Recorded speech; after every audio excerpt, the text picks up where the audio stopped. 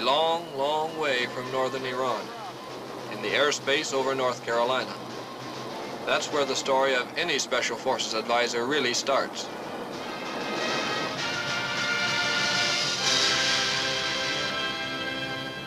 North Carolina or North Iran, a jump's a jump. The same tension as you shuffle toward the plane door. The same big lift in your chest as you see that silk billowing out above you. And the same hard meeting with Mother Earth.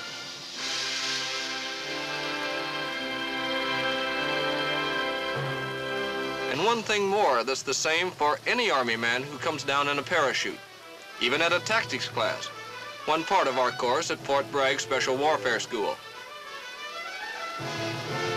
When he lands, it may be the safe ending to a flight, but his job is just beginning. You 5 students know your part in this exercise. You've been dropped presumably into enemy-held territory where guerrillas friendly to us are operating. You're to link up with the guerrilla force in your area, train them in the tactics which we've been teaching you, and follow through on a bridge destruction mission with them. All right, let's synchronize our watches. Time is now 0821. Lieutenant Weinman? Yes, sir. You will be met by guides from your guerrilla band. Move to your mission support site where you have the balance of today and tonight to organize your guerrillas, make your reconnaissance, and prepare for the attack. Your guerrillas will hit the bridge tomorrow morning prior to daylight. Fort Bragg, North Carolina. Not the real thing, of course. The guerrillas are actually members of the staff of the Special Warfare School, but they play it to the hilt. We were really operating as though, in fact, I was on a riverbank in a remote country, teaching the guerrillas the best way to knock off an enemy-held bridge.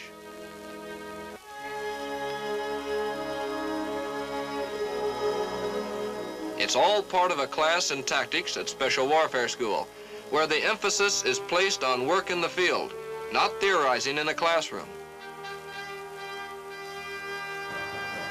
For the next 2 days and nights, I organized and rehearsed my guerrillas in the tactics of a raid.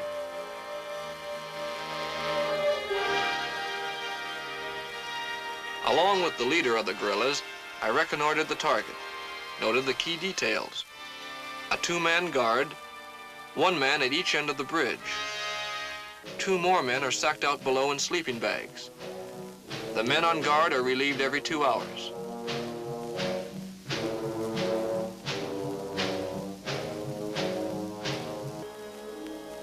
Acting on this information, we worked out final plans for the assault. And with a pale moon to help us, at 0200 we made our move. In this exercise, my job was to instruct the guerrillas.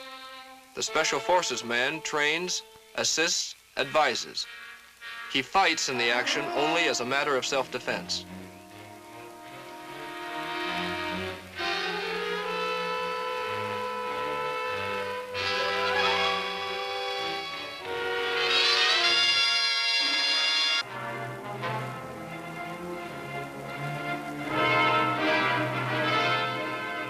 This one appeared to be going well.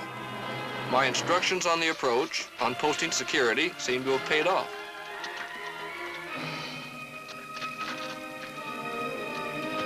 Quickly, silently, the sleeping guards are taken care of.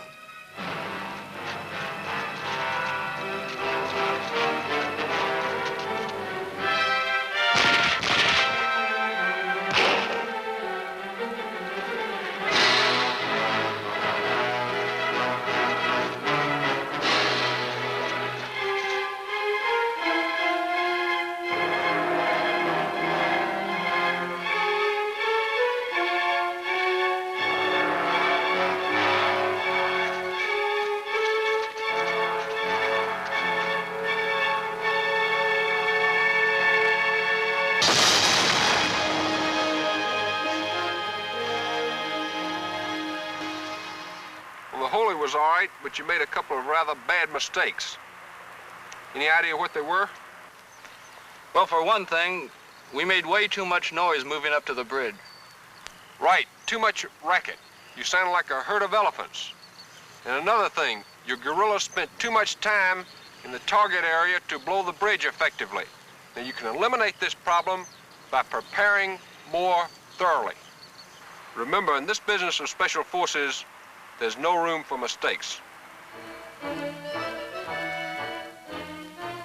What's so special about this business of special forces? I had found out very soon after my arrival at Fort Bragg.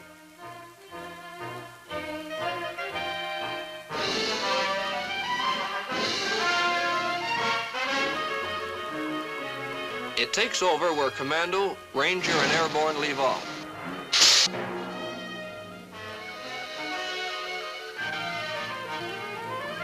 Special Forces is, above all else, a challenge to a man's will, his talents, his physical attributes.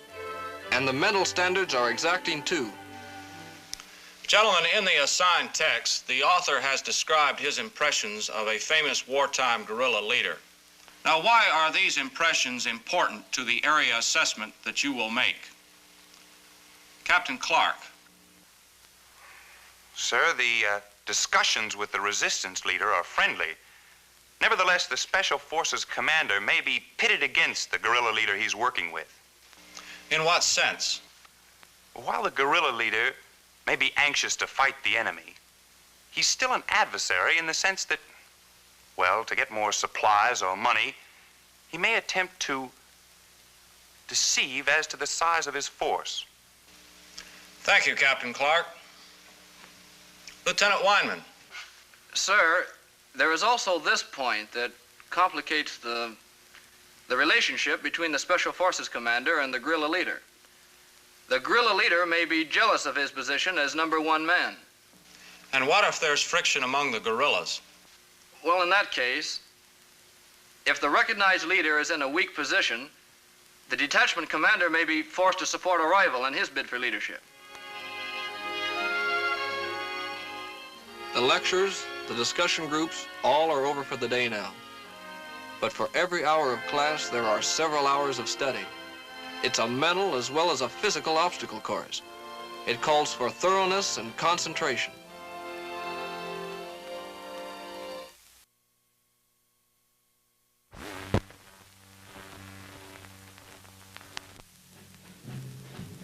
The same way our communist opposite numbers apply themselves to this line of work.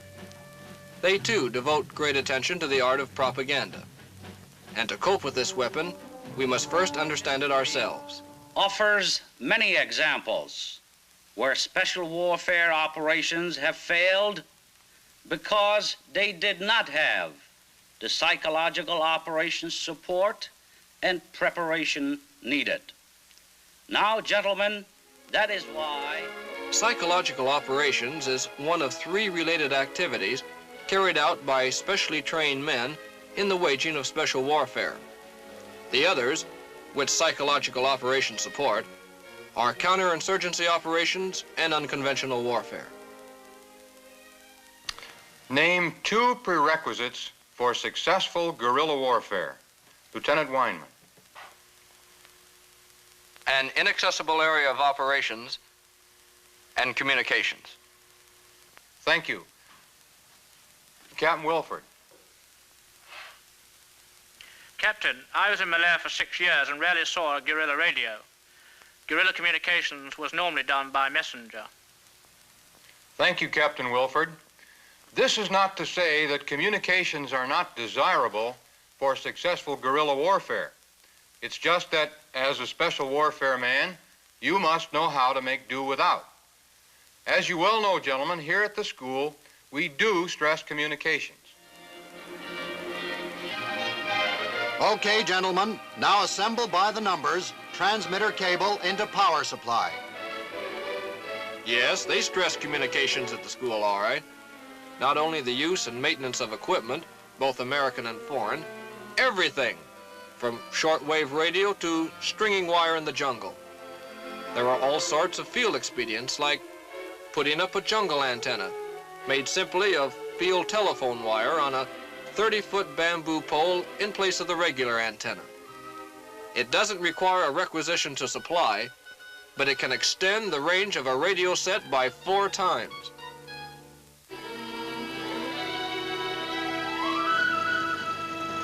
Because an infinite variety of daily challenges and tasks may lie ahead, the man who wears the green beret must master what seems like an infinite variety of skills. From a hovering helicopter, he rappels fireman style a 100-foot descent down a wind-swirled rope.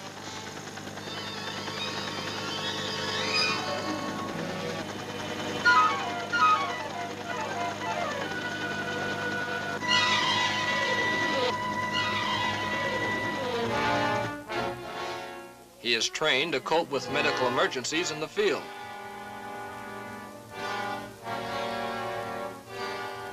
He becomes proficient in the use of traps to snare wild game that can keep a man alive in distant reaches of the jungle or an Arctic wasteland. Above all, he knows the ultimate alternative faced by the Special Forces man in action: adjust or die. So he has learned to adjust, to live off the land, and on and off the water. For he may someday have to infiltrate into an area from the water, or a target.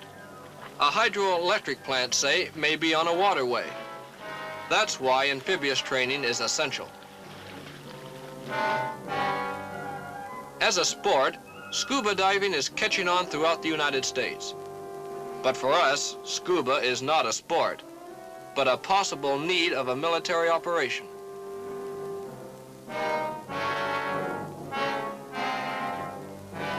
Again, it's not a matter of learning from a lecture, from charts, from books.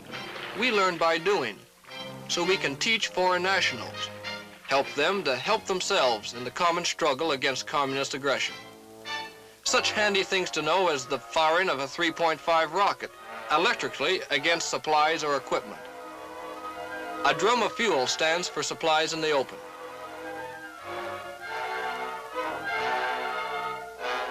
Then, a turn of the blasting machine does the trick.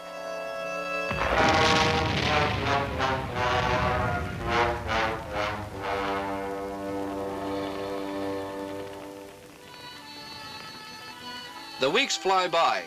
Each day, each hour a fountain of information, both in class and out. Many Allied officers attend the school.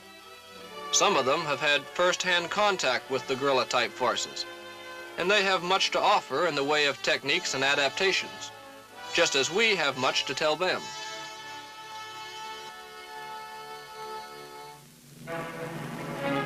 We get one big chance to put these techniques into practice in the field training exercise, the climax of our course at the Special Warfare School. Over a desolate area near Fort Stewart, Georgia, we make a jump. I am one of a 12-man team, the Basic Special Forces A Detachment.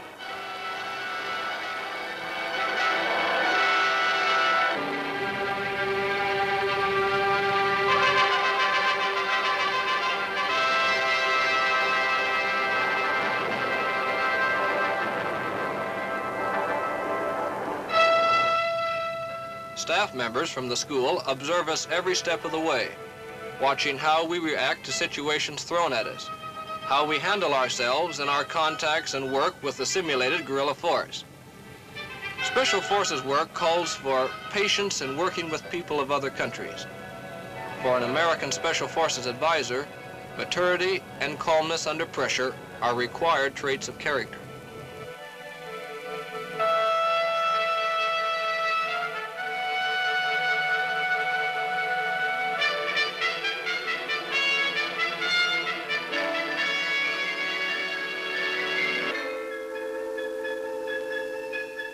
After a hard week of training guerrillas in the field, they are ready for the make or break event of the field exercise.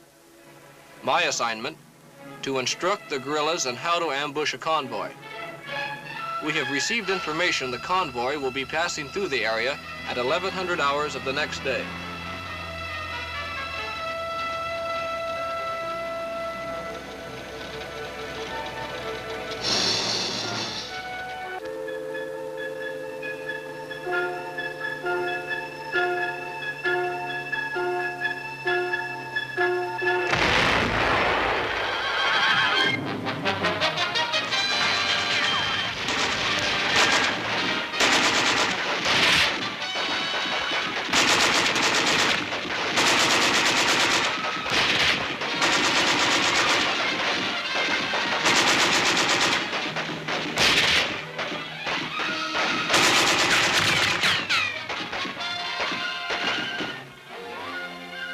minutes after the simulated ambush was started, it was over. Swiftly, the guerrillas stripped the enemy aggressors and their vehicles of guns, ammo, food, and gasoline.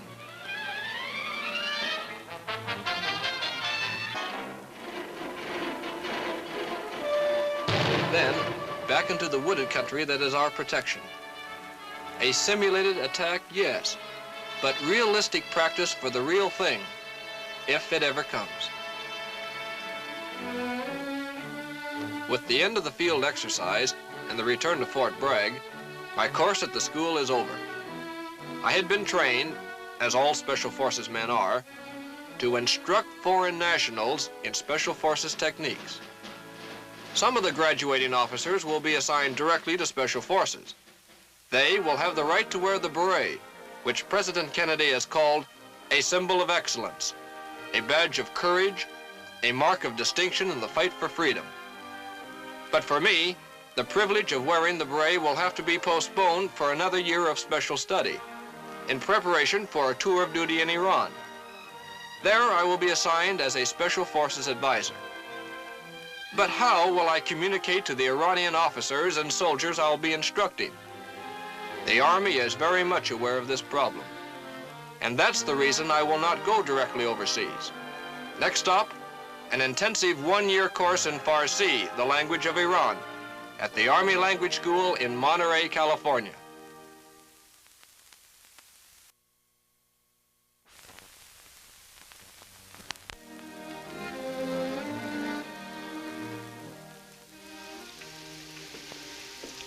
خوش آمدید, or welcome to the Persian department.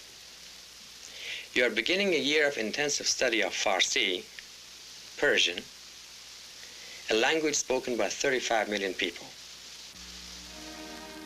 Salam means hello, our first achievement in the adventure that is the learning of a new language. From the beginning, all communication is conducted in Farsi. سلام. Salam. سلام. Salam. سلام. Salam. این چیست؟ In cheese. این چیست؟ In cheese. این چیست؟ At first, as those early days go by, the repetitions seem endless. این چیست؟ A language like Farsi, where you don't have the built-in boost of a Romance language like French or Spanish, it comes hard. این کتاب است. In kitab است. این کتاب است. In kitab است. این کتاب است. In kitab است. این کتاب است. این کتاب است. این کتاب است. این کتاب است. این کتاب است. این کتاب است. Learning a new language makes you feel like a child, small and insecure, drifting in a world of strange, baffling sounds that always seem just beyond your comprehension. بله، ما هم درسمان را یاد میگیریم. بله، ما هم درسمان را یاد میگیریم. بله، ما هم درسمان را یاد میگیریم. همه شاگردان درسشان را یاد میگیرند؟ همه شاگردان درسشان را یاد میگیرند. همه شاگردان درسش There are times when you feel it's too much. You'll never get it. Never achieve the point of being able to communicate with fluency, accuracy, and speed. The goal seems unreachable. شاگردان درسش But you plug away, not only in the formal classes, but in the language laboratory as well, every day for at least an hour. تو به منزل رفتی. خواهرتان به مدرسه رفت؟ خواهرتان به مدرسه رفت؟ بله، خواهرم به مدرسه رفت. And then in your room too, often far into the night. You listen, then you repeat. بعد از ظهر به منزل میروم. You listen, then you repeat. You listen, then you repeat. Listen, repeat. پسرتان کجا رفت؟ Never, even in the few hours a week available for recreation, could I forget the main problem at hand. at poolside, over lunch, driving in a car. All of us classmates had a rule. Farsi only. And Farsi it was. تا کی میتونیم شنو کنیم؟ فکر میکنم تا ساعت 5. امشب به باشگاه میری؟ نه امشب باید درس بخونم. I had the good fortune to meet and become friends with a young Iranian student studying in a nearby university. Saturday afternoons might find us taking a walk through one of the more picturesque sections in and around Monterey. But sightseeing wasn't my object. قایق‌های ماهیگیری هفته چند مرتبه به ماهیگیری میرن؟ It was starting to come a little easier. But I knew in my heart I still hadn't broken through to the level of language skill I wanted and needed for my next assignment. Then, one day, it happened. The turning point in the mastery of a foreign language. In my case, it happened on a judo mat where I used to work out with my friend Iraj now and then. He was a beginner and I was teaching him a few simple holds. On one of them, he had the bad luck not to fall right. And for a second, I thought his arm was hurt. نه چیزم نشد. بذار ببینم. I was relieved that Iraj was not hurt, but something else crossed my mind too. In the excitement of the moment, wanting to communicate immediately to my Iranian friend, I'd called out to him, not in English, but in Farsi. That meant I'd reached the point of thinking in Farsi. I had the feeling that I'd come over a big hurdle that afternoon. And from then on, it seemed that progress came by leaps and bounds. Hesitations were fewer. I didn't have to strain for words. And more I could express a complicated thought with less and less strain. خیلی متشکرم ولی امشب نمیتونم. چه ساعتی باید به منزل دوستتون برین؟ ساعت 7 باید به آنجا برم. حالا خیلی وقت داریم. بفرمایید یه چایی بخوریم. متاسفانه ساعت 5 باید منزل باشم. All at once, we were approaching graduation time. We left behind the classroom situations, and we did a lot of work in reality city, using Farsi in real situations, the kind I might be involved in overseas. My promotion came through very close to graduation day. Understandably then, a happy day for me. After the graduation ceremony, the faculty gave us a little celebration party. A toast was proposed. دوستان عزیز خواهش میکنم.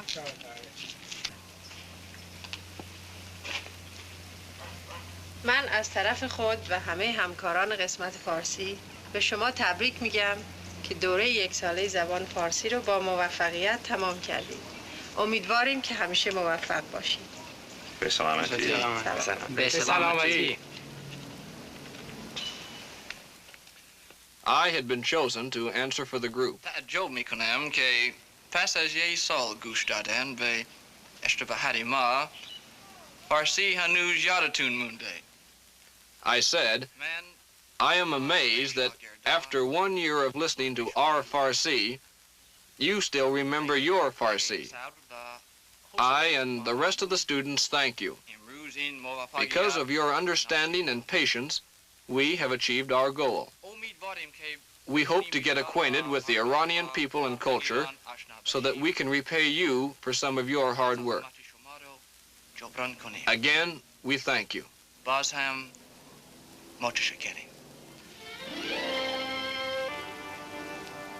And so, this story ends where it began, Iran, as a newly assigned Special Forces advisor.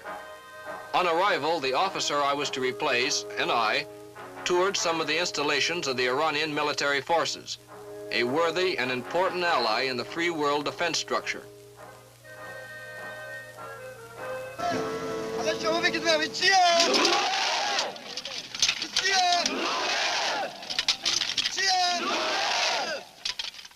Coming up for me was a big challenge, but I felt I was ready for it. Certainly the Army hadn't stinted in my training, training which, with my language skills, I would pass along to Iranian Special Forces units. For above all else, we of Special Forces want to help our brothers in arms in other countries to help themselves.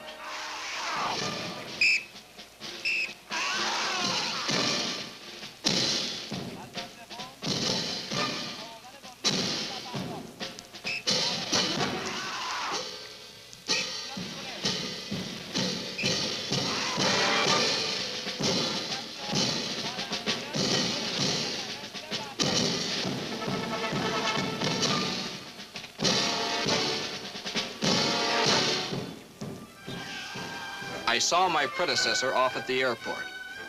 From that moment, I knew it was up to me to live up to the meaning of the Green Beret, what President Kennedy calls a badge of courage, a mark of distinction in the fight for freedom. And for me, in the months and years that loomed ahead, the Green Beret was to be something else as well, a mark to aim for, strive for, as a Special Forces advisor in Iran.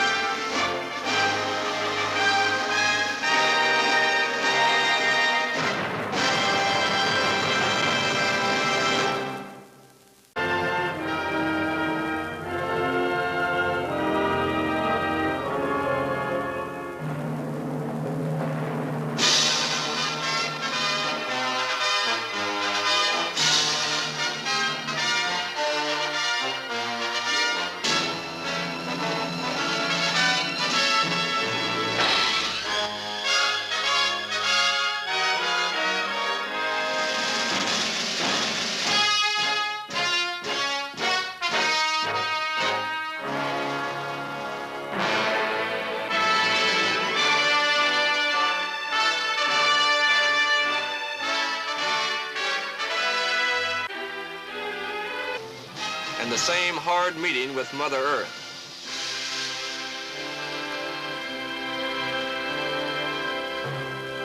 And one thing more that's the same for any Army man who comes down in a parachute, even at a tactics class, one part of our course at Fort Bragg Special Warfare School.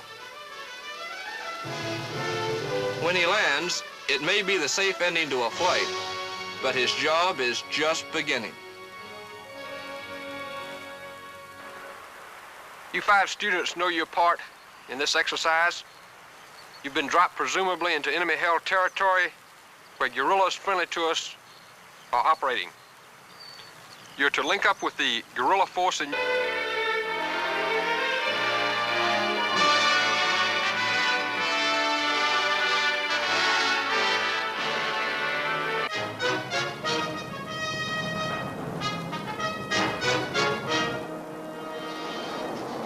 A long, long way from northern Iran, in the airspace over North Carolina. That's where the story of any Special Forces advisor really starts.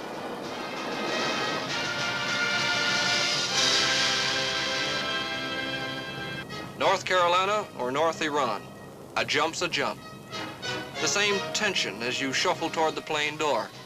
The same big lift in your chest as you see that silk billowing out above you. Your area, train them in the tactics which we've been teaching you, and follow through on a bridge destruction mission with them. All right, let's synchronize our watches.